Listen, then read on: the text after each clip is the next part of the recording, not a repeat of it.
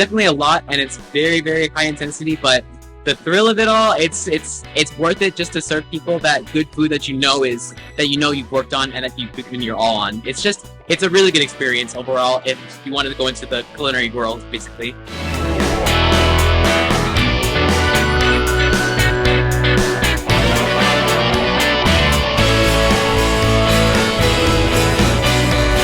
When you go on the community and you start working, you need to be marketable, more on a restaurant. On a restaurant, they're not going to want only one person that does only cooking. They're going to want somebody that is versatile and they can do different things.